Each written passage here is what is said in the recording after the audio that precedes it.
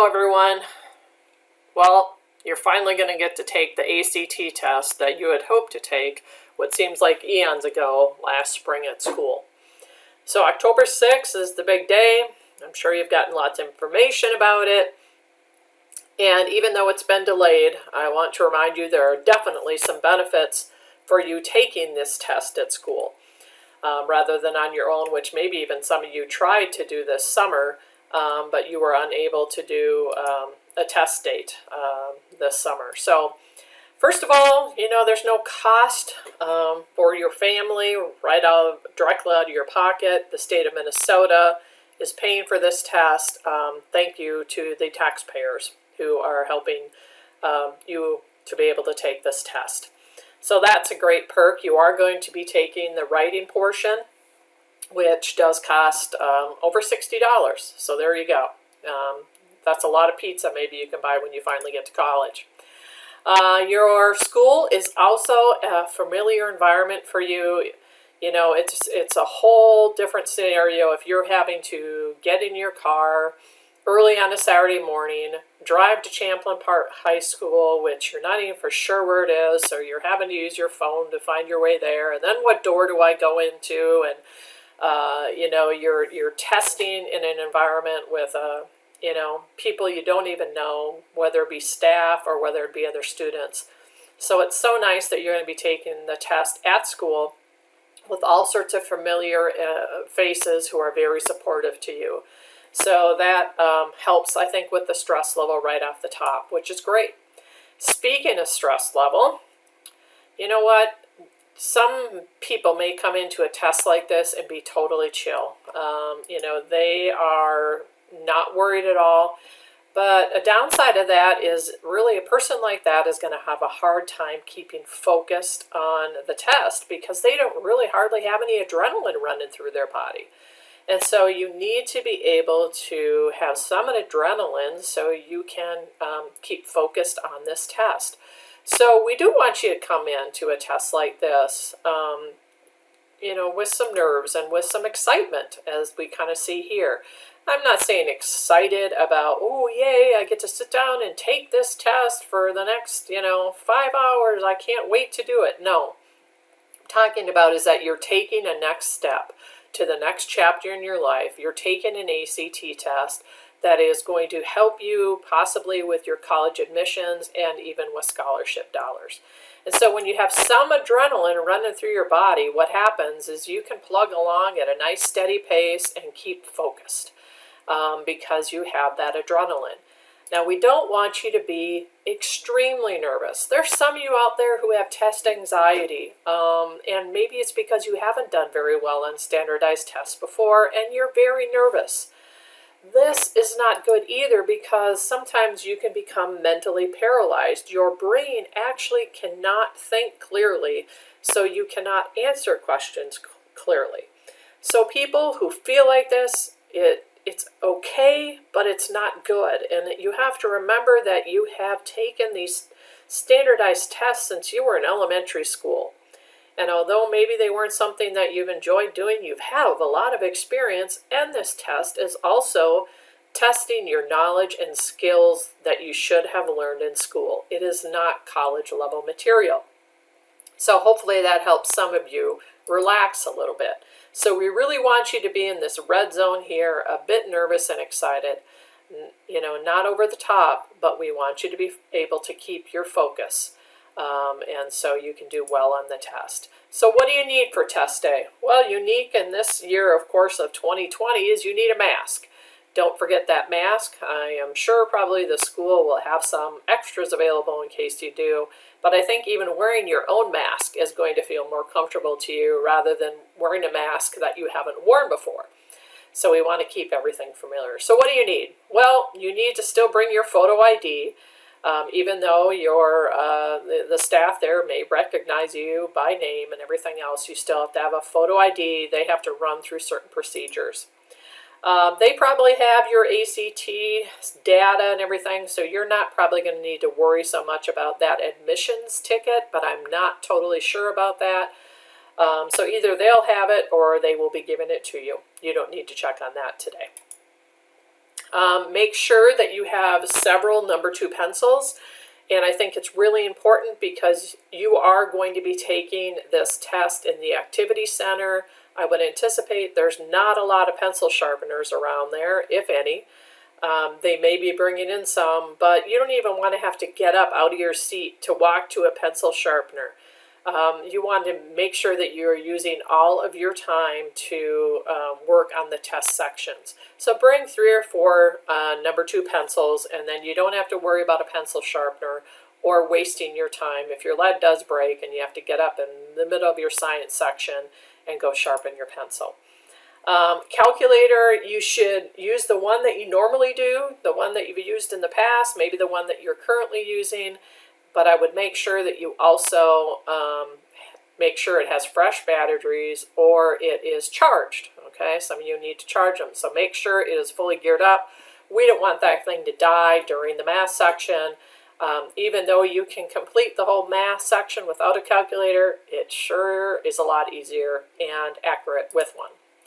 Some students will even feel more comfortable if they bring a backup calculator. Those calculators are mini computers. We've all had a computer crash, even your phone crash, and so sometimes a calculator could basically die during the test, and so it'd be nice to have a backup one that would be available. Quiet watch, I would recommend. Again, you are in an activity center. There are not a lot of clocks that are going to be available. So having a watch, not one that's going to beep or anything like that, and not a smartwatch for obvious reasons, would be good to have for you sitting at the table right there with you. And then a snack. The school may be providing a snack for you, they may not, but even if they do, maybe it's not a snack that you would like. So you don't want to not eat it because of that. And so bring something that you like. I would bring a combination of something with some carbs and something with some protein, and that will keep you focused and sustained by giving your body some fuel with that. So make sure that you have something to eat so your brain can be focused on the test and not on the growling that's happening in your stomach. What not to bring, of course, you cannot have your cell phone with you during the test for obvious reasons like cheating, but also really, I mean, we can't have it there because it's going to be distracting to you if people are snapping you or texting you or calling you, whatever that might be. So not having your cell phone is definitely a blessing. Any sort of timer that will beep, I already kind of mentioned that. Make sure that you do not have anything that's going to be making any noise.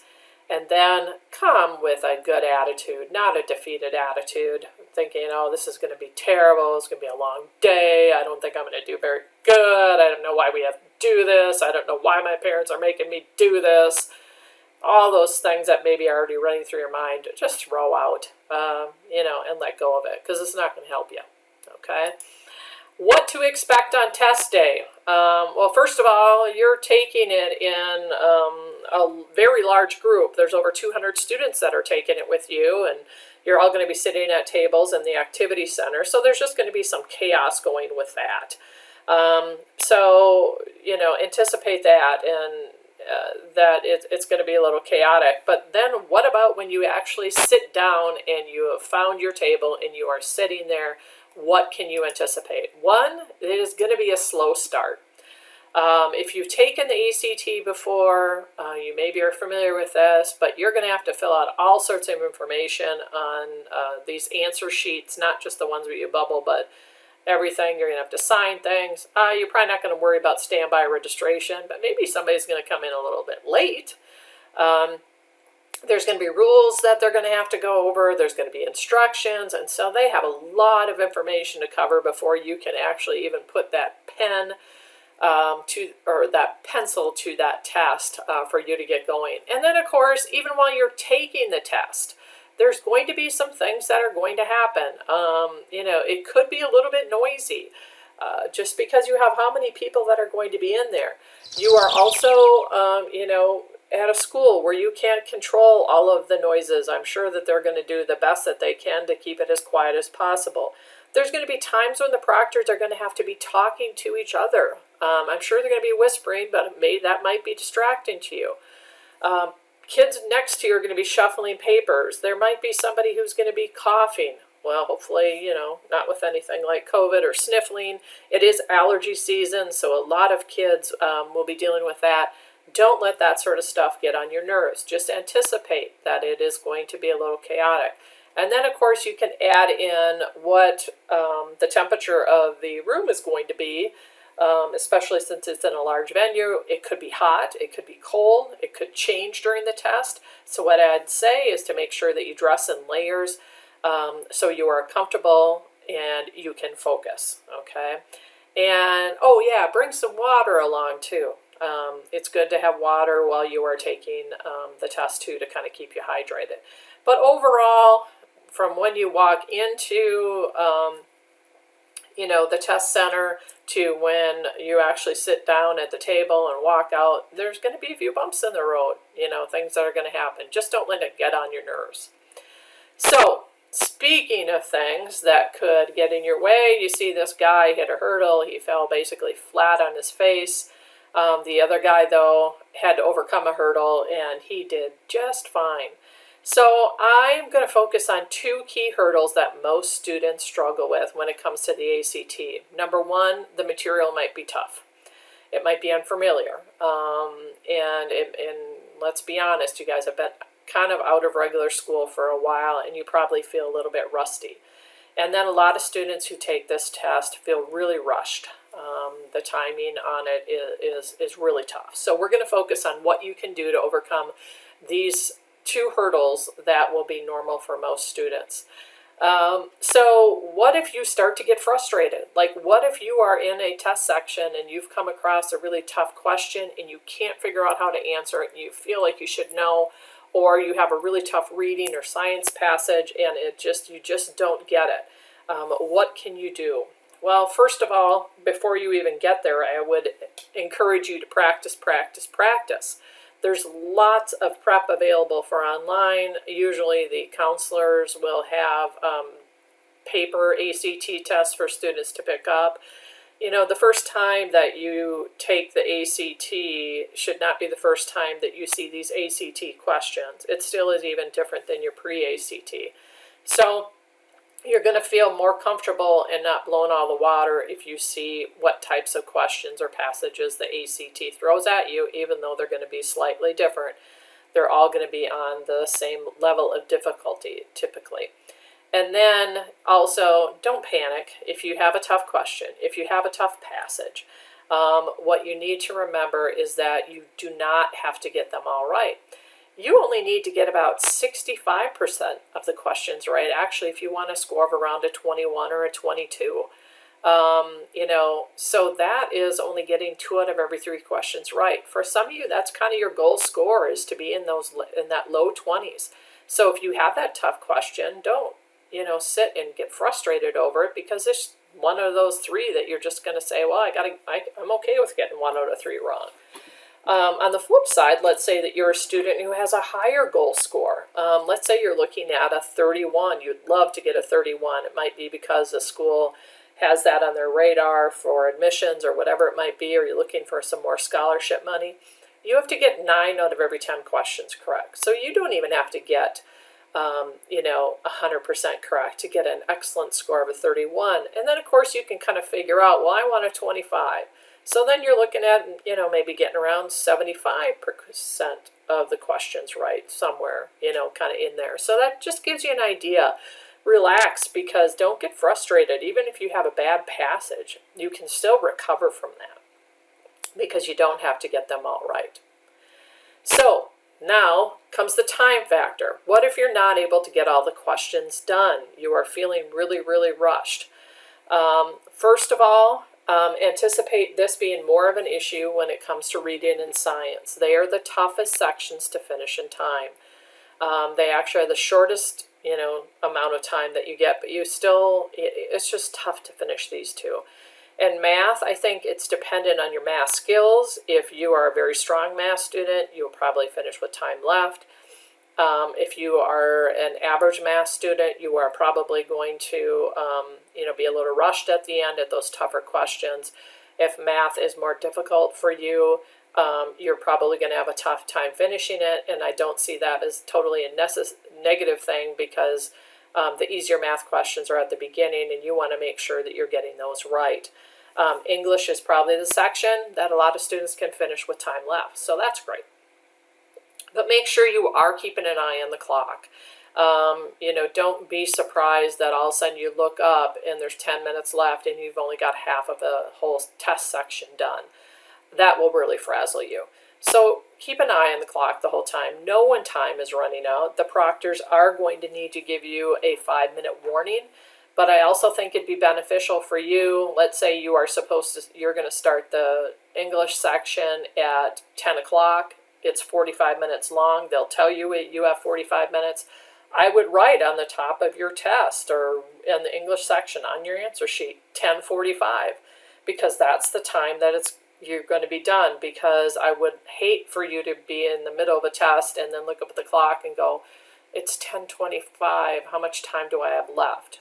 If you know, oh, I have 20 minutes left, because you wrote that 10:45 down, I think that's good. But remember, the proctors will give you a 5-minute warning.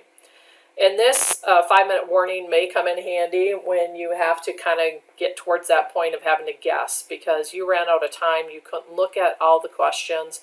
What I would suggest that you do is to pick a guessing letter. In other words, I'm always going to put B. If I have to guess 10 questions at the end, I'm choosing letter B.